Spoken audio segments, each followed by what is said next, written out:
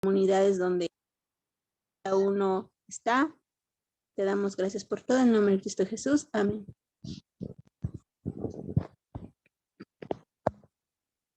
Amén. Muchas gracias, Dani. Bien, pues sigamos entonces con lo que hemos estado viendo en 1 Corintios 13, chicos y chicas.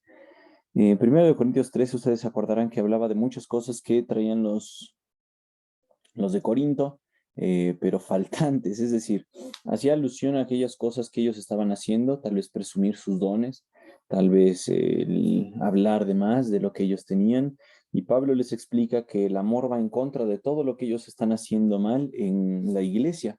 Entonces Pablo utiliza un montón de verbos para describir lo que ellos como parte de la iglesia deberían estar haciendo o no deberían estar haciendo, pero que tristemente estaba pasando dentro de la iglesia. Y eso mostraba pues la falta de amor que ellos tenían. El capítulo 13, pues nos tomó muchas semanas, bueno, no, como 3 semanas, estar estudiando solamente el versículo 4. La semana pasada empezamos el versículo 5, gracias a Dios, ya pudimos avanzar un poquito. Dijimos que el amor no es ofensivo ni que exige que las cosas se hagan a su manera. Y estos dos términos, estas dos cosas, pues hablaban nuevamente en diferencia de lo que estaban haciendo los corintios. Los corintios si se reunían para comer, dijimos que comían como marranos, si les ponían algo para comer, unos comían hasta atragantarse, mientras otros se quedaban con hambre, se quedaban tristes, se quedaban llorando, se quedaban pues con hambre y otros quedaban borrachos. Eso es lo que estaba pasando en la iglesia de Corinto. Dijimos que también estaba pasando una usurpación de los roles que tenía Dios en mente para el hombre y para la mujer. La mujer no quería asumir el papel que Dios le dio, estaban buscando robar el papel del hombre. Y dijimos que cuando la Biblia habla de que el amor no es ofensivo, en realidad pues hace alusión a lo que hacía Jesús. Jesús trataba a todos con amor, trataba a la gente de una forma diferente. Y leímos lo que pasó en el relato de la mujer que viene a ungir a Jesús. Nos dice la Biblia que esta mujer ungió a Jesús con sus lágrimas y que el fariseo Simón, que lo invitó a su casa, pues se indignó cuando esta mujer llegó. ¿Por qué? Porque no tenía gracia al hablar. Y Jesús, pues sí tenía. Esa es la forma en la que se debe hablar. Nosotros los cristianos a veces hablamos, decimos las cosas mal, pensando que vamos a ayudar a la gente, señalamos, pero lo hacemos al contrario de lo que dice Barclay, el amor no actúa sin gracia. Por lo tanto, el ser ofensivo es cuando nosotros hablamos sin gracia. Dijimos también que el capítulo 13 despliega el amor como una luz y después nos va a dar los diferentes tonos de este amor de Dios. Por lo tanto, pues ya hemos visto algunos términos que se resumieron en no busca lo suyo. El amor de Dios, el amor que es explicado aquí en el capítulo 13, es desplegado en varias cosas, en varios colores, varios tonos que hacen que esa persona no esté buscando lo suyo. Si alguien ama, no va a estar de fanfarrón, no está buscando que la atención sea dada hacia él o hacia ella misma, ¿correcto? ¿Se está viendo la presentación bien o no? Sí, todo bien. Sí, Sí, gracias. Bueno, en las siguientes palabras que nos toca meditar, pues ya dijimos, no es ofensivo o sin gracia, no exige que las cosas se hagan a su manera, o es decir, no busca lo suyo, pero los dos verbos que se utilizan ahora van a ser que no se irrita y no guarda rencor. Estos dos verbos, estas dos palabras que utiliza Pablo, bueno, no dos palabras porque están estas dos ideas en realidad. Pablo las está poniendo bien juntitas porque es algo que nosotros hacemos. Una, nos irritamos, nos enojamos, pensamos que hasta es bueno. Decimos, es nuestro carácter y así nací y así me voy a morir. Me irrito y la gente me tiene que soportar así. Pero Pablo les está diciendo, el amor no hace eso, el amor no se irrita y tampoco guarda rencor. Si ustedes recuerdan la palabra que se utilizaba para paciencia, dijimos que el amor es paciente para con las otras personas. Significa que las personas nos pueden hacer algo malo, nos pueden agredir, nos pueden insultar, pero el amor que nosotros podamos tener hacia alguien va a hacer que no lo guardemos en rencor, es decir, no estemos de históricos en algún momento diciendo, ¿te acuerdas cuando hace 10 años tú me dijiste, me ofendiste, me hiciste algo así? Pues bueno, el amor no actúa de esa manera. Esas son las dos palabras que vamos a ver si nos da tiempo hoy estudiarlas, ¿correcto?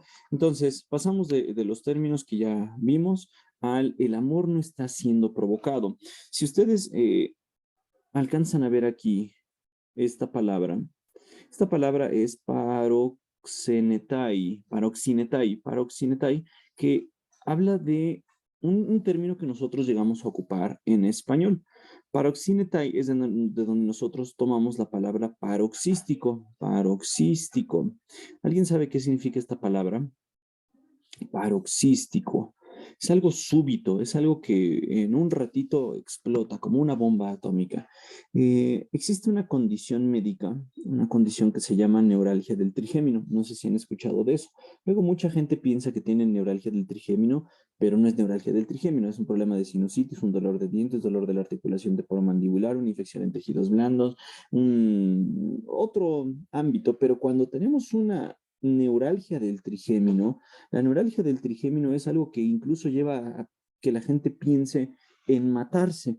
Es tan dolorosa, la distribución de este nervio abarca esta parte y es tan dolorosa que el paciente, pues con tantito, incluso pasar el aire, tocar así con un dedo suavecito aquí el nervio, puede hacer que se desencadene esta neuralgia del trigémino y el paciente empezar con un dolor de verdad, nos dice la literatura, lancinante, está tan fuerte que el paciente llora, de verdad se queja de un dolor brutal. Es uno de los dolores más intensos que puede sufrir el ser humano. Eso se conoce, como les decía, como neuralgia del trigémino. Y como se confunde con muchas otras cosas, con otros diagnósticos, pues hay que saber bien cuáles son los criterios para diagnosticar una neuralgia del trigémino. Eh, ya el tratamiento, cuando se ha diagnosticado, el diagnóstico de la neuralgia del trigémino se ha hecho, entonces pues entra el neurocirujano y descomprime aquí unos vasos que están apachurrando el nervio y que por eso hace que se presente tanto dolor. No encontré en español esto, la verdad es que no busqué tampoco por mucho tiempo, esta es una clase que ya tenía, pero hay unos criterios necesarios para que se establezca la neuralgia del trigémino. Y noten ustedes lo que dice aquí, el inicio del dolor es, o del ataque es abrupto. Normalmente se inicia por un toque ligero y está delimitado a un punto gatillo en específico. El dolor es extremo, nos dice la literatura, el dolor es extremo y aquí está la palabra que quería ir, paroxístico. Es un dolor paroxístico que el paciente puede estar muy bien, puede estar feliz, puede estar tranquilo. A alguien se le ocurre tocarle la cara, se le ocurre, no sé, ponerse una sábana en la cara y el dolor se desencadena así, como una bomba atómica. Se tira la bomba, se activa y empieza la explosión. Se presenta la destrucción masiva. Bueno, a esa palabra es la que hace uso Pablo cuando está hablando de este término, cuando les está diciendo el amor no se irrita, es decir, no es como una bomba que tantito le aprendes y explota. Algunos de ustedes tienen como esa característica de pensar que si se irrita es una virtud. Bueno, la palabra que se está utilizando aquí es paroxismo. Bueno, esto es lo que encontré en la concordancia de Strong, y viene de para al lado de ioxis, un borde filoso. Entonces quiere decir como esto, como una persona que tiene un caballo y que se pone unas botas y utiliza estas espuelas para poder incitar al caballo. Con esto pica la panza del caballo y lo alborota, lo estimula para que el caballo reaccione. Bueno, como viene de estas palabras, el término que se utiliza como paroxístico, es incitar a alguien o apuñalar con algo filoso, le estás tú metiendo en el cuerpo, en la conciencia, en su carácter, le estás apuñalando sus emociones y tienes el objetivo de provocarlo emocionalmente. Nota esto, puede ser que tú hagas esto, es decir, que tú hacia la otra persona la quieras irritar como el jinete al caballo, o puede ser que alguien te irrite a ti, que tú seas como el caballo al que irritan. Y nos dice la Biblia que si tú amas, no te vas a irritar a pesar de que te apuñalen, de que te metan algo en el cuerpo, en la conciencia, lo que sea, te piquen tu orgullo, te estén lastimando, aún así no vas a reaccionar. Esa es la idea que quiere decir aquí Pablo. Es decir, tienes este estímulo y tienes el potencial de desarrollar una reacción fatal, fea, pero no lo vas a hacer. Eso es amor. Seguramente les ha pasado a ustedes, si es que manejan o si han visto a alguien manejar, cuando se nos cierra alguien, cuando se mete en nuestro lugar, estamos pues, con ganas de irritarnos, nos irritamos, nos recordamos un cierto día de las festividades de mayo y nos enojamos con la otra persona porque pensamos que nosotros somos más importantes que ellos, pensamos que nosotros somos los únicos que importamos y que el lugar que nos quitaron es nuestro. O a veces nos dicen, oiga, me da chance pasar y nosotros no les damos chance pasar porque pensamos que nosotros nos merecemos ese lugar y nos irritamos. Cuando alguien nos quita algo, nos irritamos porque estamos pensando en yo, como decía hoy mi tío Manuel, pensamos en el yo, en el mí, en el me, estoy pensando solamente en mí. Eso es lo que está hablando el amor. Si tú amas a los demás, alguien te puede irritar, te puede meter un puñal, te puede lastimar, te puede incitar a la ira, pero tú con amor vas a decidir no reaccionar con enojo. Eso es a lo que Pablo se refiere. Y cuando alguien piensa en amor, pues dijimos, hay muchos tipos de amor, pero el amor que se hace referencia aquí es el amor de Dios. Podemos pensar en una mamá que ama desinteresadamente a su bebé, podemos pensar en el amor entre un cristiano y un cristiano que se aman como hermanos en la iglesia, pensamos en el amor entre hermanos carnales, el amor fraternal, y si nosotros decimos amar a esta persona, si por alguna razón esta persona me lastimara a mí, pues yo tengo la facultad, gracias al amor que Dios me da, de pasar por alto esa ofensa. Nos ha pasado un montón de veces, casi siempre en la escuelita bíblica de vacaciones, y lo voy a decir así fríamente, no porque esté yo siendo misógino ni nada, pero casi siempre quienes se terminan peleando es una mujer contra una mujer, que los domingos, antes de la escuelita bíblica de vacaciones, dicen, sí, yo voy a amar, voy a trabajar con mi hermana, pero llega la escuelita bíblica de vacaciones y normalmente esto es lo que ocurre, una mujer ve mal a la otra, esta mujer se ofende, se enoja, se irrita y entonces empiezan los problemas. Bueno, eso en realidad nos dice que hablan muy bonito, dicen tener amor, pero que en realidad no están teniendo amor, porque si tenemos amor, el amor no se va a irritar, no va a explotar. Nos ha pasado que decimos amar a alguien, nos dice tantita una cosa y nosotros reaccionamos de una manera explosiva. Yo creo que a ustedes les ha pasado alguna vez, a mí sí me ha pasado un montón de veces, pero el amor real, nos dice la Biblia, no se irrita. Si tu esposa, alguien te dice algo, tú tienes la capacidad, aunque sea ofensivo, de no irritarte, de pasar por alto la ofensa. Ustedes podrían decir, oye, pero yo me acuerdo de algunas instancias en la Biblia en la que sí se irritaron. Por ejemplo, Pablo. Pablo nos dice la Biblia en Hechos 17 que mientras Pablo los esperaba en Atenas, Pablo estaba esperando que sus amigos vinieran a verlo, Pablo se fue a Atenas y nos dice, se indignó profundamente, se usa el término otra vez. Esto es lo que dice, el amor no se indigna profundamente, no se paroxismos. Aquí, al ver la gran cantidad de ídolos que había por toda la ciudad. Cuando Pablo vio tantos ídolos, tanta idolatría en la ciudad, nos dice la Biblia que su espíritu ardió, se inflamó, se llenó de ira Pablo, pero ¿por qué? No con la gente en realidad, sino con la idolatría, con el pecado que estaba en toda la ciudad. Iba a la sinagoga para razonar con los judíos y con los gentiles temerosos de Dios y hablaba a diario en la plaza pública con todos los que estuvieran allí. También podemos recordar el ejemplo de Jesús. Jesús, por lo que vemos en los evangelios, limpió el templo quizá un par de veces. Un par de veces fue cuando Jesús limpió a los cambistas, quitó a los que estaban haciendo sus business ahí en el templo. ¿Por qué? Porque Jesús decía, el celo de tu casa me consume. Es decir, Jesús sí tenía razón, Pablo tenía razón contra el pecado, enojarse. Ellos tenían razón porque alguien estaba haciendo algo malo y eso es lo que nosotros también hoy en día debemos hacer. Pero si alguien dirige esa ofensa directamente contra nosotros, pues nosotros podemos pasarla por alto si es que de verdad amamos a esa persona. Quizá esa persona dice que nos ama, pero aún así nos ofende. Pues nosotros, si decimos que amamos a esa persona, pues podemos pasar por alto la ofensa.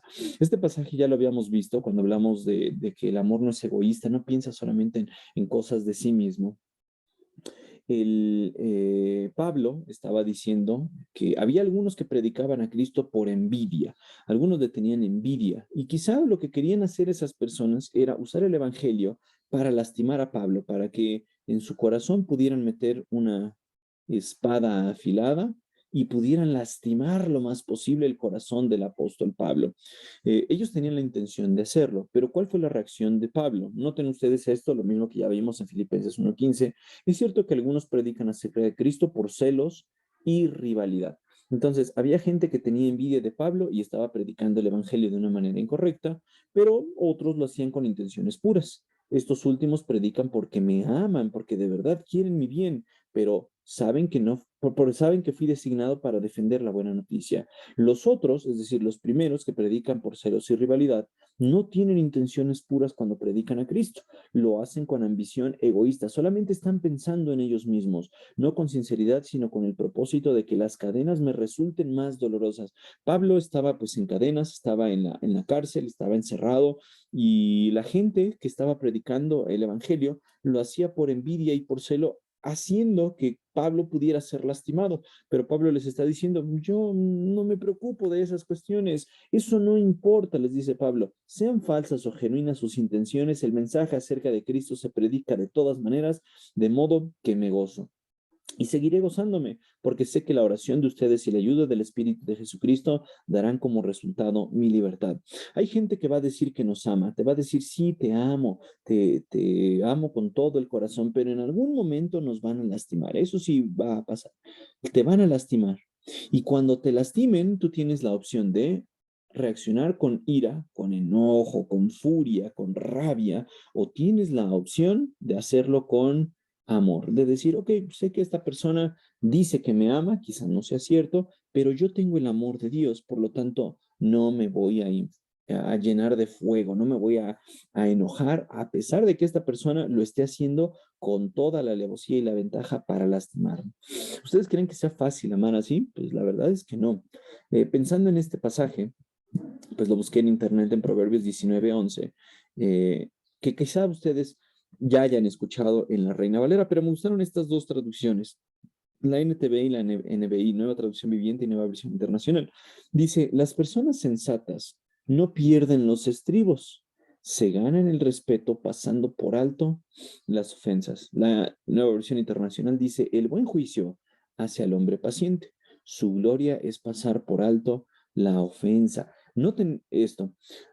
A mí me ha tocado ver un montón de doctores y doctores así de legendarios, o sea, unas cosas brutales que dice uno, ¿cómo es posible que haya nacido gente así, tan genio en este mundo?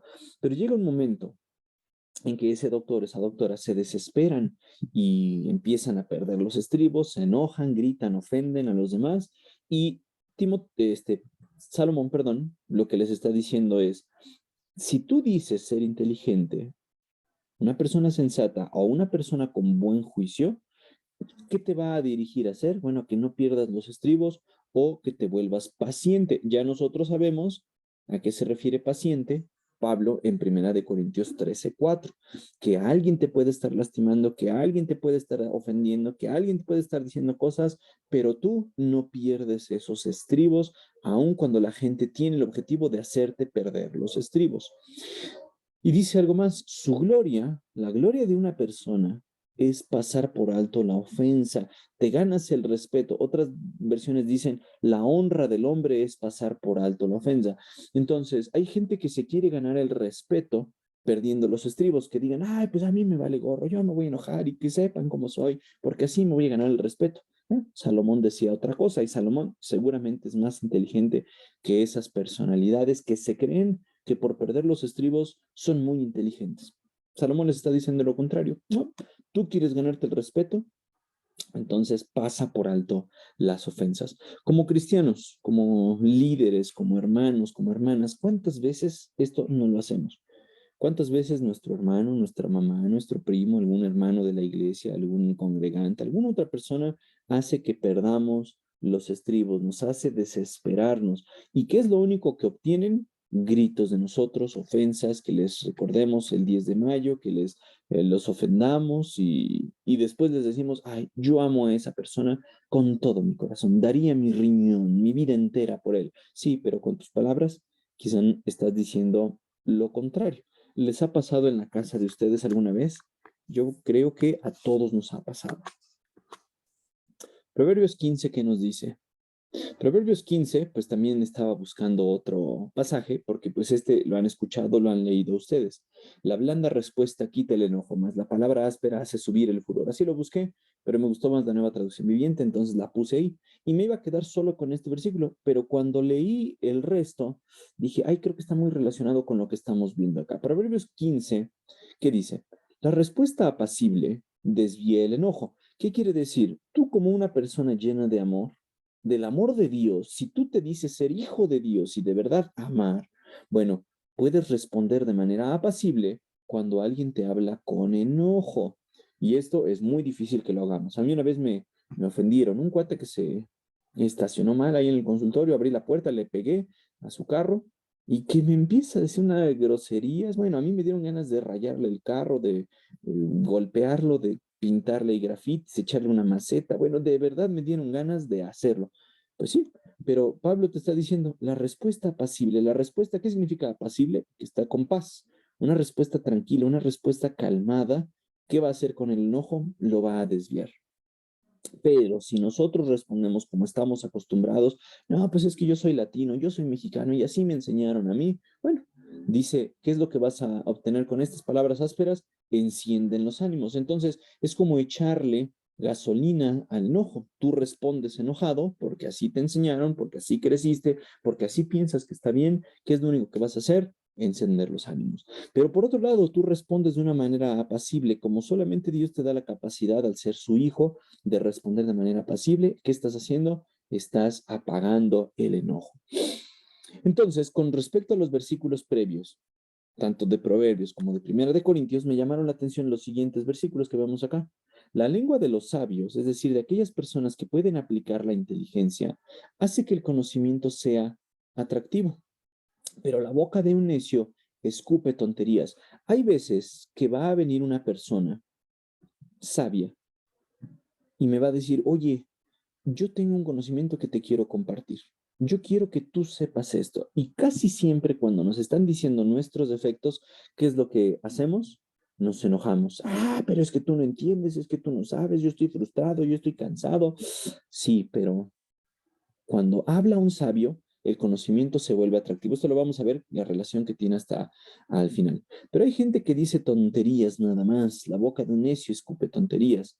Versículo 3 nos dice, los ojos del Señor están en todo lugar, vigilando tanto a los malos como a los buenos. Tal vez tú puedes decir, es que nadie me ve, nadie sabe qué estrés llevo, nadie sabe cuánto sufro, nadie sabe cuánto me ha costado llegar acá. Bueno, el Señor sí sabe. El Señor tiene sus ojos tanto sobre los malos como los buenos. Versículo 4 nos dice, las palabras suaves, eso hace referencia al versículo 1, son árbol de vida. La lengua engañosa destruye el espíritu. Versículo 5 dice, solo un necio desprecia la disciplina de sus padres.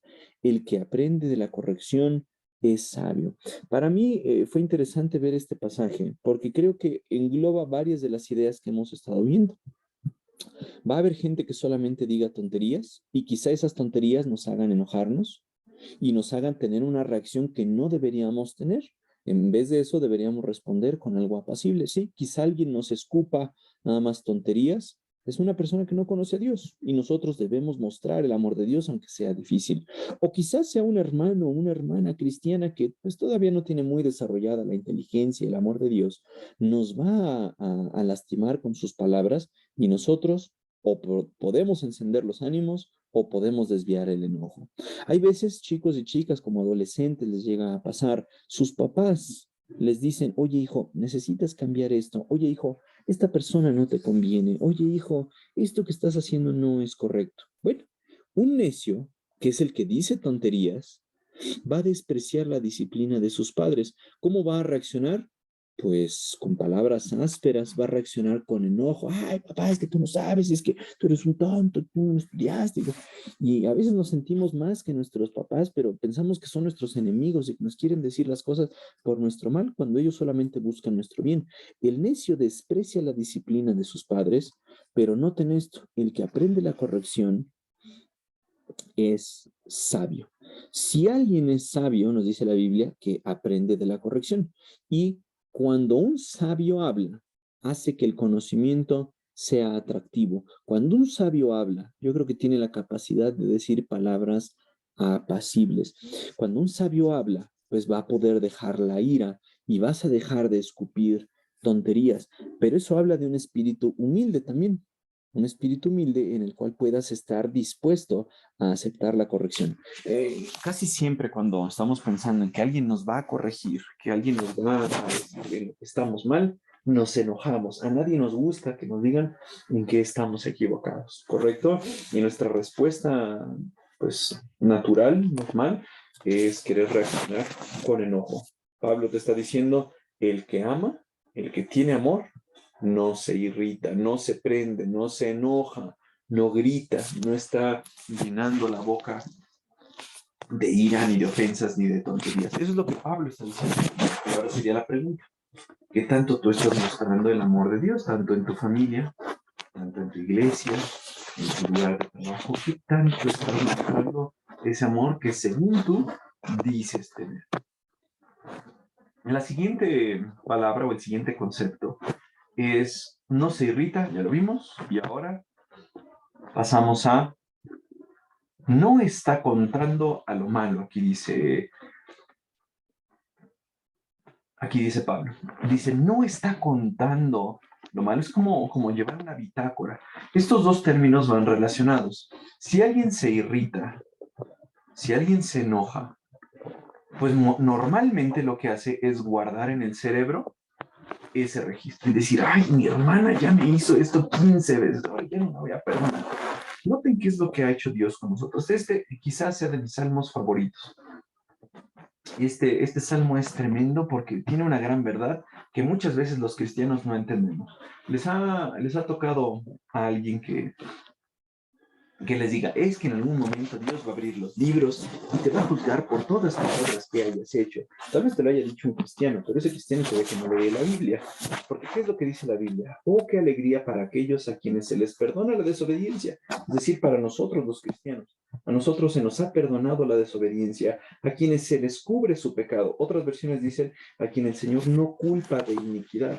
Cuando nosotros seamos juzgados, Dios va a abrir los libros, va a decir, Mario Lagunes, y va a decir perdonado, va a decir redimido, va a decir que tengo la justicia de Cristo, a quien se le ha cubierto su pecado. En versículo 2 dice, sí, qué alegría para aquellos a quienes el Señor les borró la culpa. Es decir, tenías pecado, habías hecho cosas malas contra Dios, pero mira, Dios no guarda memoria. Dios dice, ya te la borré, ya limpié el pizarrón, ya tienes una pizarra limpia. Dice, les borró la culpa de su cuenta, los que llevan una vida de total transparencia. Es decir, Dios te perdonó y aquí el Salmo te está diciendo, qué alegría, cuánta alegría hay para estas personas. A veces nosotros no queremos pedir perdón. Dice, mientras me negué a confesar mi pecado, mi cuerpo se consumió y gemía todo el día. Día y noche tu mano de disciplina pasaba sobre mí, mi fuerza se evaporó como agua al calor del verano. Finalmente te confesé todos mis pecados, le está diciendo David a Dios, y ya no intenté ocultar mi culpa, me dije, le confesaré mis rebeliones al Señor. ¿Y cuál fue la respuesta del Señor? Y tú me perdonaste, toda mi culpa desapareció. No está diciendo, Señor, yo tuve culpa, después te pedí perdón, y tú pues de esto me diste la mitad. No, le está diciendo, todo esto lo borré, ya no tienes ni la mitad ni nada, fuiste perdonado. Eso es el concepto que están aquí diciéndonos las escrituras. Y cuando estaba buscando así imágenes de bitácora, pues me encontré con esto.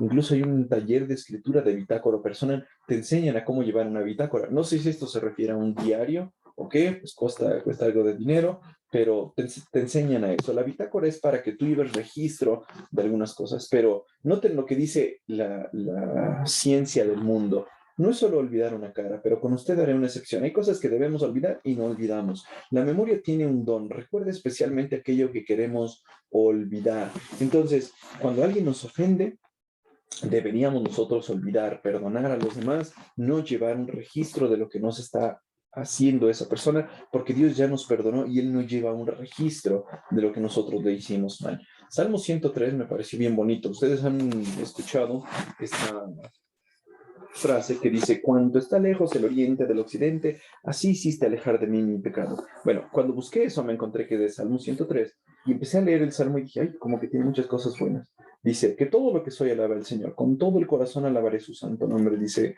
el salmista, que todo lo que soy alabe al Señor, que nunca olvide todas las cosas buenas que hace por mí.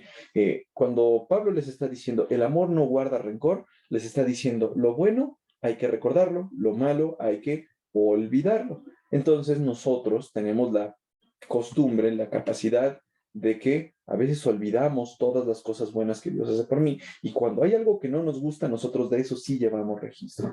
Dice, Él perdona todos mis pecados y sana todas mis enfermedades, me redime de la muerte y me corona de amor y tiernas misericordias. Colma mi vida de cosas buenas. Este es Dios, te colma tu vida de cosas buenas. Mi juventud se renueva como la del águila, dice el salmista. El Señor da rectitud y hace justicia a los que son tratados injustamente. Dio a conocer su carácter a Moisés y sus obras al pueblo de Israel. El Señor es compasivo y misericordioso, lento para enojarse. Aquí hace referencia a lo que veíamos en 1 Corintios capítulo 13, versículo 5, en la parte que dice, no se irrita, no guarda rencor. Aquí nos está poniendo un ejemplo de cómo Dios lo hace. Él dice, Él es lento para enojarse y está lleno de amor inagotable. Por lo tanto, Dios no se irrita fácilmente, no nos reprenderá todo el tiempo, ni seguirá enojado para siempre. ¿Qué quiere decir? Que no guarda rencor, no guarda un registro de nuestras ofensas, no nos castiga por nuestros pecados, no nos trata con la severidad que merecemos, pues su amor inagotable, o algunas versiones lo traducen como misericordia,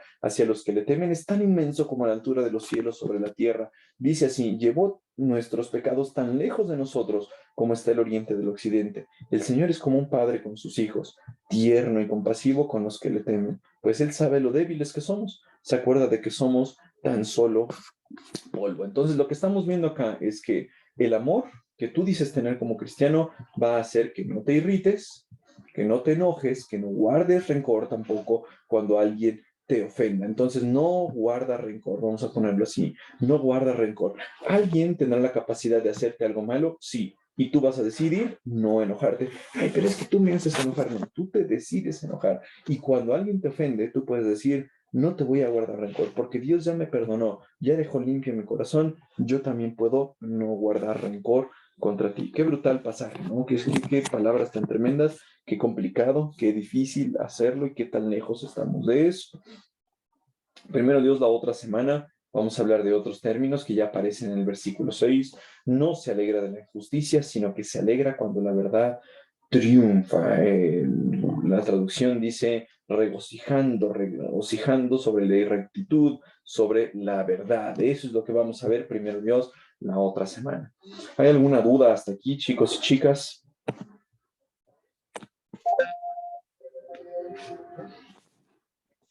No, todo bien. Creo que no, ¿verdad? Brutal. Bueno, Mari, aprovechando que tienes tu micrófono ahí activado, ¿nos despides en oración, por favor? Sí, vamos a hablar. Gracias Dios por esta clase, gracias Señor por tu amor que es divino, que es perfecto, Señor. Gracias porque nos veniste a enseñar cómo quieres que amemos a nuestros hermanos, Señor, cómo quieres que seamos en tu iglesia. Te damos gracias por la vida de Mari, por la clase que nos compartió, Señor. Te pedimos que nos bendigas esta semana, Padre, y todo esto te lo pedimos en el nombre de Jesús. Amén. Amén. Muchas gracias, profesora.